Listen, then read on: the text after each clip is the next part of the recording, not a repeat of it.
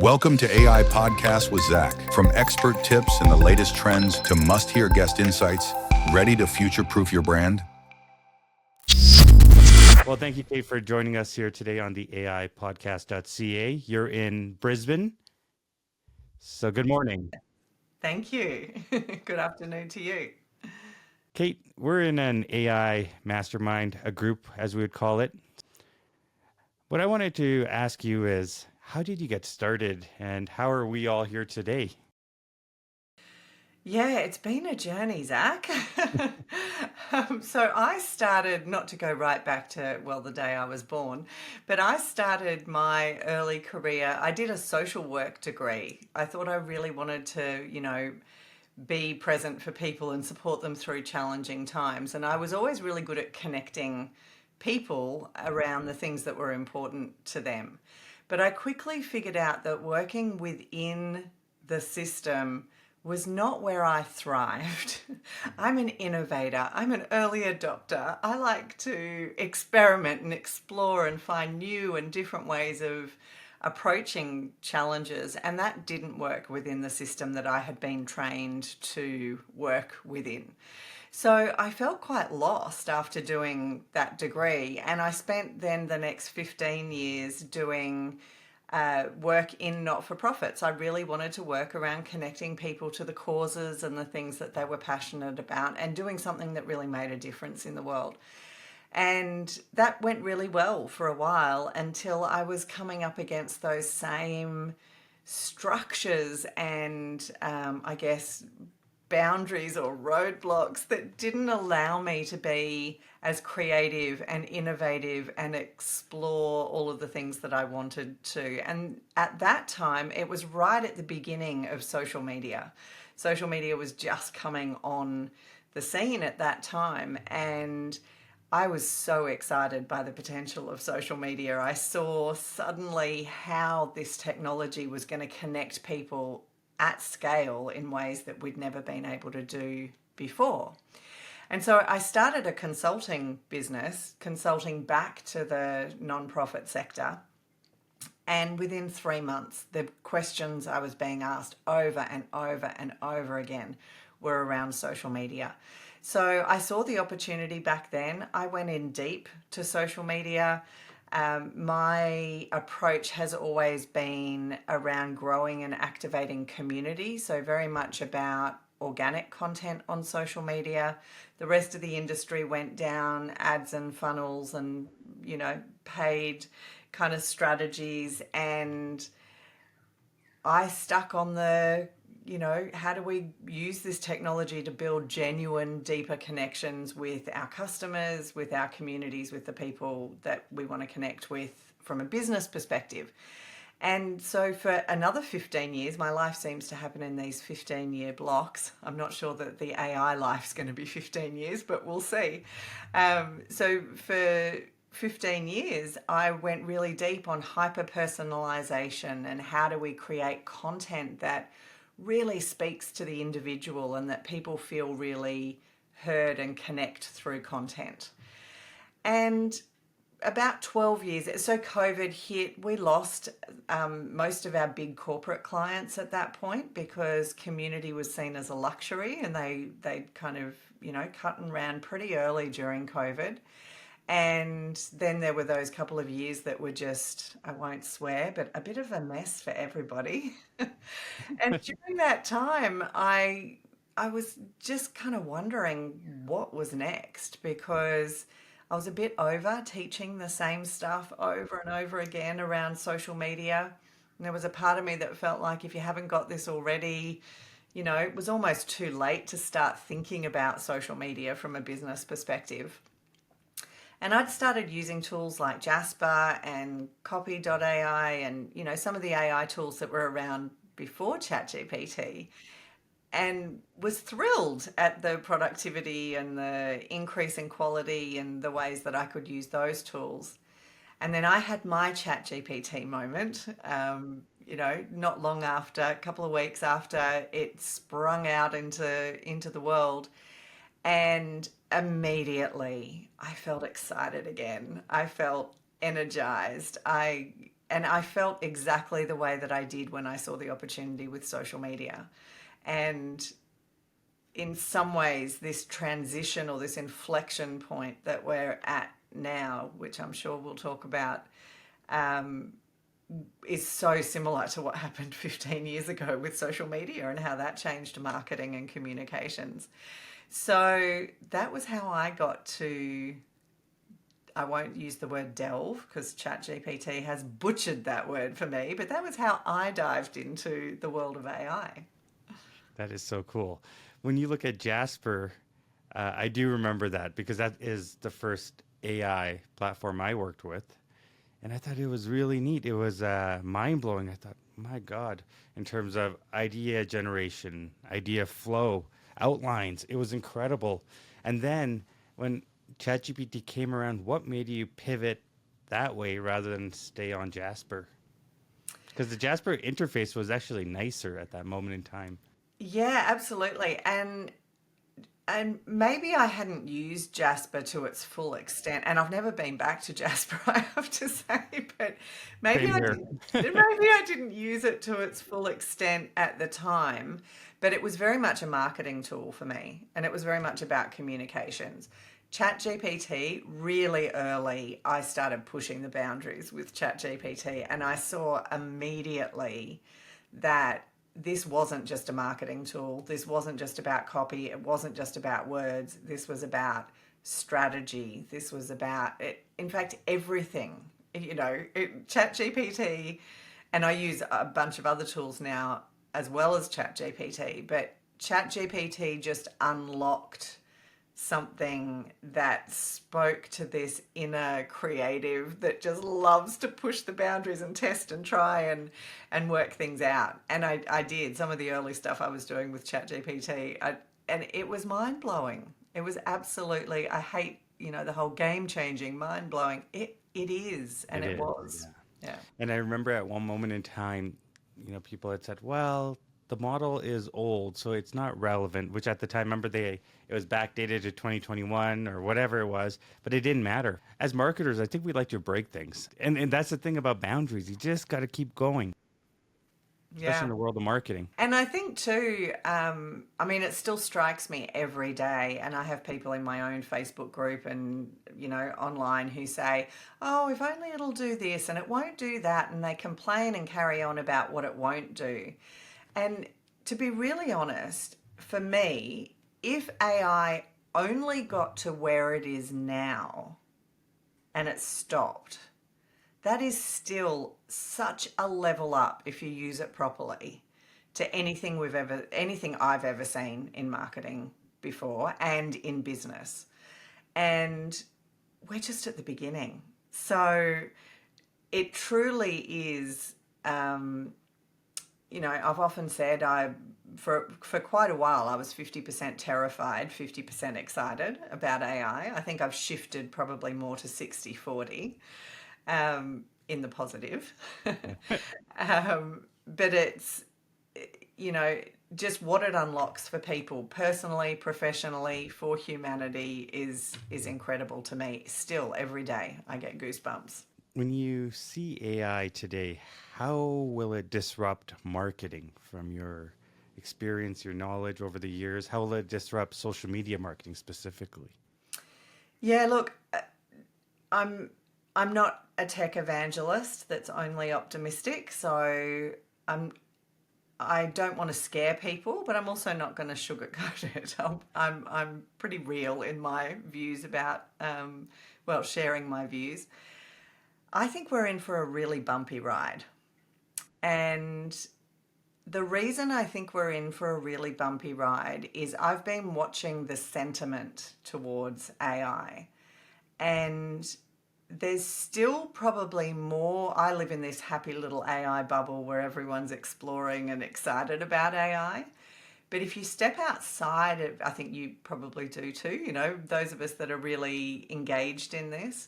But if you step outside of that bubble where all you see is the innovation and the advancements and the potential gain that we can get from AI or from using AI, if you step outside of that, there's actually massive fear and resistance, and people who, for really good reasons, people who are concerned about losing their jobs, people who are concerned about their children and the future of education, people who are concerned about what happens if it falls into the wrong hands. They're all really important questions and conversations. They're all valid. And I've also heard the one of critical thinking. It's going to take away from us using our minds and creating. But I want to get your thoughts on it because I'm sure I have mine.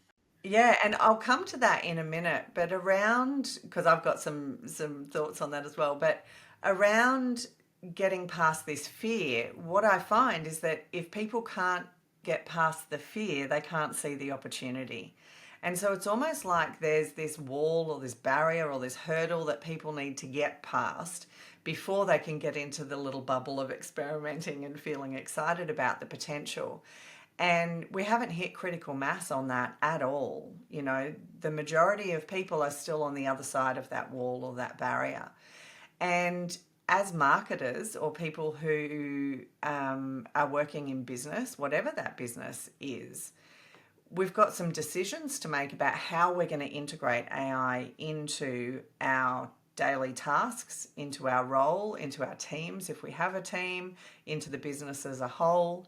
And that needs to be a really conscious decision as opposed to just lurching into it, because I'm seeing a lot of businesses diving straight into AI and not addressing those fears with their workforce. And so I'm really passionate about this human-centered approach to AI, and incredibly passionate about educating people on how to use these tools to deepen relationships, to do more, to be more, to show up in better ways as humans, because otherwise what we are going to do is replace ourselves with AI.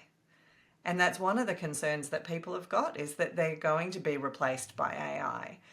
And so many people are using AI in a way that's going to make that happen because they're not using it well, and they're using AI to outsource what they do. Do this for me quicker, faster. I don't really care about what comes out. I just want to get the job done quicker. And if that's our approach to AI, if we keep outsourcing who we are, what we do to AI, we are going to replace ourselves. So my entire focus in educating people about using AI for business is around how do we really use AI to increase the quality, to increase the output, to be more efficient, to be more productive, and at the end of the day, to increase impact, not to try and do less, be less, have more time off, sit at the beach drinking Mai Tais instead of doing work. So sorry, there was a lot in there, but you asked two big questions. And you did answer them, and I was going to ask you, there's things like agentic AI we hear about that's coming or it's here, who knows? But at the same time, that is going to take away so many day-to-day tasks, mundane tasks, all of these things. Do you feel, how do we stay human in a world that's changing us today? Yeah, and I think that's different for every individual. But I think people really need to start thinking about this in whatever role you're in, whether you're a business owner, whether you're a marketer, a freelancer, whether you're a part of a team in a larger business. I think we really need to think about what is it that we're wanting to create with this technology. And so everything I do, just to go back a little bit to when I started after my ChatGPT moment, I decided to dedicate a month to looking at every single task that I did in my business. And I'm talking every single task that I did in my business. And I was really rigorous around, okay, what could I do with this task using AI? And what we can do now, 2 years on from that, is mind-blowing. But it was a really good process to go through. And it's actually it's the first step that we take in the coaching program that I run, is taking people through this process in their business. Because if you can understand every task, every role, every aspect of what your day to day is, looking at how can we use AI to increase productivity. So, and it's never about how do I do less. It's more about how can I do this even better? How can I do this? And it might be faster, but it's not about doing less. And I can achieve what I used to achieve with 3 or 4 people in my team. I can achieve that now in my business. Does that impact jobs? Absolutely. However, what it does is it gets a lot of the repeatable tasks and mundane tasks out of the way so that I can actually bring people into my business who connect with people, who truly understand human psychology when it comes to marketing, who can help me grow and grow and develop my business in ways that's not about just the repeatable tasks. So agents are here in some ways, but they're definitely becoming more mainstream. And it's exciting to think about if this part of my job or my role was being done by AI, what does that free me up to do? Things you love, all Yeah, the time with your family, sitting on that beach. And you know what? That's okay too, because we all need that downtime because we're yeah. so attached to the screens, our phones, everything. It's nice to kind of get away for that quick minute, isn't it? Yeah, absolutely. I was having a conversation online yesterday. It may have even been in the AI Business Society, but it's like I've 10x'd my productivity. So I'm doing 10 times more, but I still want to do 10 times more than that. So for me, I'm keen for the technology to continue evolving. Um, but I think a lot of people have had, their one chat GPT moment and they put in, write me a blog post about real estate. And they got a really, as you delve into the ever evolving world of real estate, and they went, what? I could never publish that. And everyone's going to know it's AI. And that was their GPT moment and they walked away from it. And people have to learn how to use the technology properly because when you align AI to you as the individual, so whether you're a freelancer, a marketer, a business owner, when you align it to you as the professional, and when we do that, it's around, personality profiling. Let AI know who you are, what your working preferences are. How do you work best? What do you never want to do in your business? And then AI will never bring that up if you train it properly. It will be highly aligned to you and the individual and how you show up professionally. Then we want to align it to our business so that it's only ever talking in the language and the frameworks and the philosophy and the principles that we deliver in our business every day, to the values, the mission. It'll only ever speak to that if you train it properly to do that. And then you want to take that to the next level and really align it to your audience or to your customers. And then when you can start to stack those 3 things together and see that alignment, It's incredible. It's it's magic. magic. Yeah, absolutely. It's magic. I started playing around with custom GPTs. That is neat. Wow. It's I need incredible. an HR manager to manage my custom GPTs. So my first AI agent will be an HR manager to manage my custom GPTs because I have an amazing team of GPTs and um, it's incredible what the output that I get from. I've probably got 10 core ones that I rely on heavily. So, I have a podcast GPT that I put in who's my guest, what's their bio, what's the focus of the interview, and I get really amazing questions that come out of my custom Wow. That's GPT incredible. that's aligned to my philosophy, to human-centered, ethical, responsible use of AI. And so it draws that out and it creates a match between me and the person I'm interviewing that I wouldn't have otherwise because AI has kind of gone off and done that work of finding out about the person, finding out about or already knows about me and my business, and then brings those together with a lot of alignment, which is great. We've also got, we create a custom GPT for each of our clients that's trained on their voice, on their audience. So we do that process that I was talking about, that alignment process for our clients. I've got a daily planner custom GPT That is that cool. knows how I like to spend my day and will ask me for my three biggest, what are the three things I really need to achieve that day, and then we'll plan out my day, ask me if I've got any appointments. You can connect that up to a calendar, but that's still a bit clunky, so agents will do that soon. But where it maps out my day, and I'm one of those people who's got 100 windows open. I never finish one task. Like, I don't ever go start to finish. I'm working on 5 things at once, and then they all just come together somehow. It, you know, you don't want to be in my brain. But AI, or my custom GPT assistant, just really streamlines that for me. And so then has made suggestions around Pomodoro apps and ways that I can make my day more productive. I got to look at something like that because, I'm sure there's many folks out there, creatives, marketers, just entrepreneurs. We have so many things going on. This itself distracts us each and every day.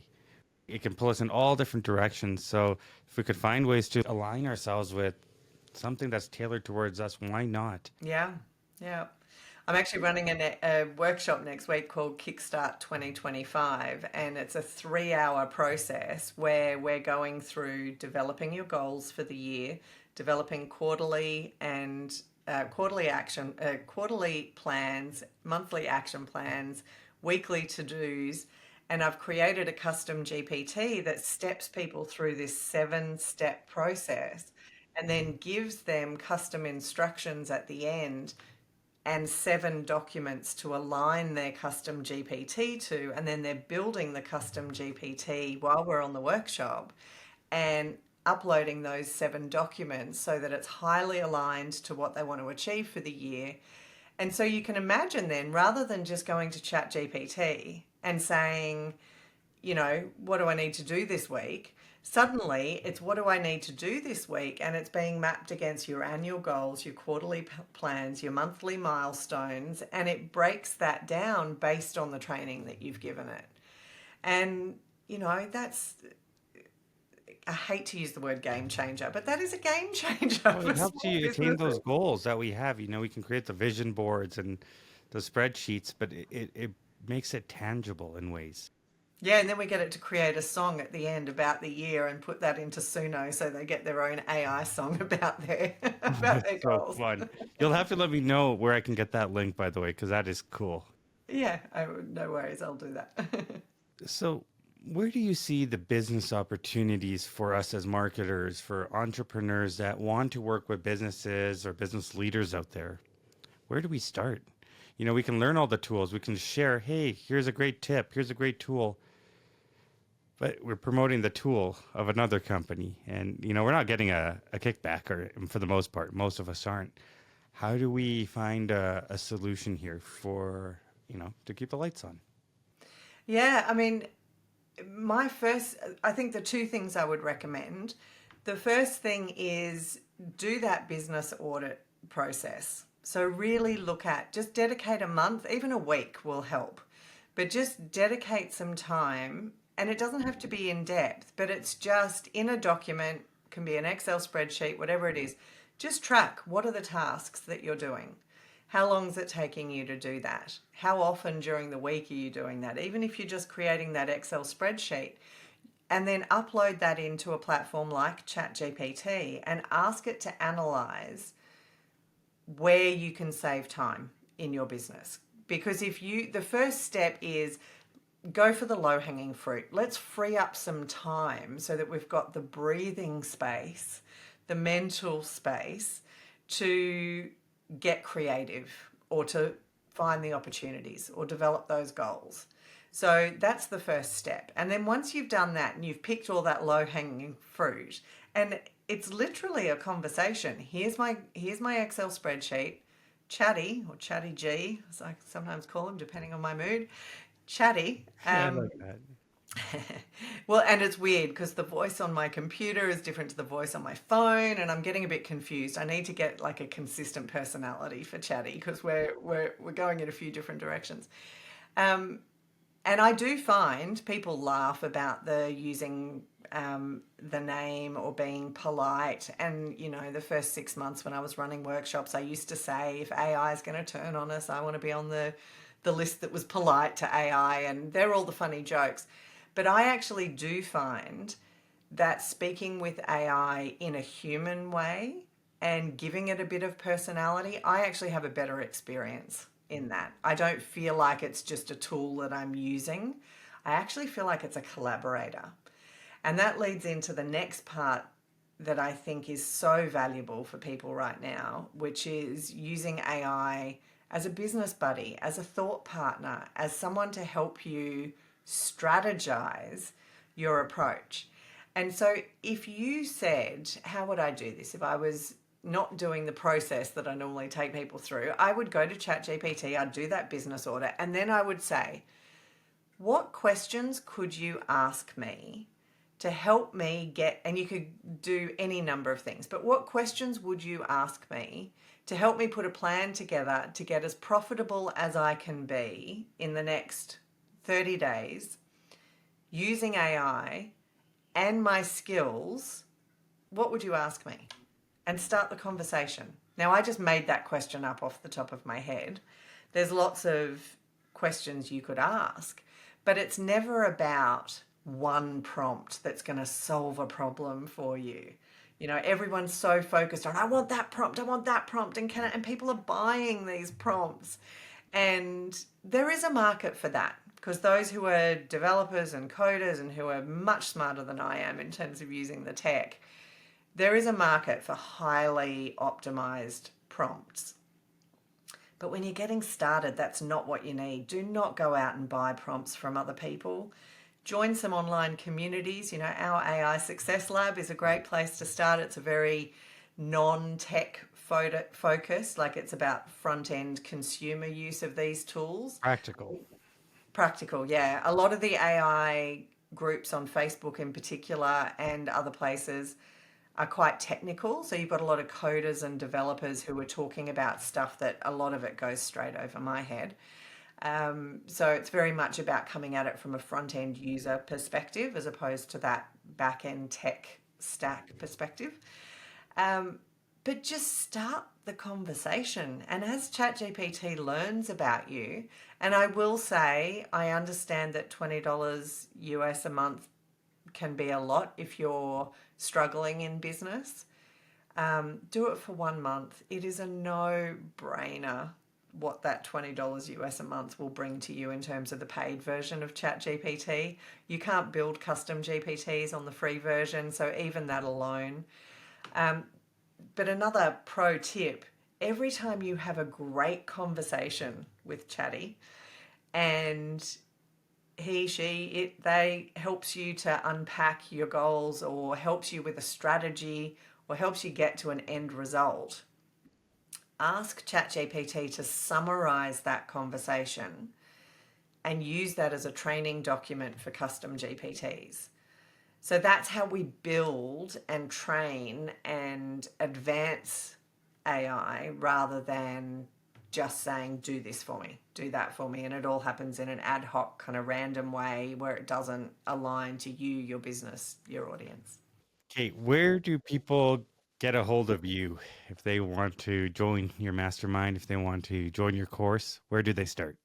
Sure. Well, we're the AI Success Lab. Our website is socialmediology.com.au. That branding issue is one that's going to need to be addressed in the next few years. But the AI Success Lab, there's a Facebook group which is free. We run free webinars, challenges. I also do workshops, and then we've got our 4-week coaching program where we go really deep on aligning AI to your business.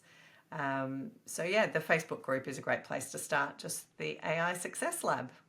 I appreciate your time today. Thanks so much for having me, Zach. Thank you, Kate.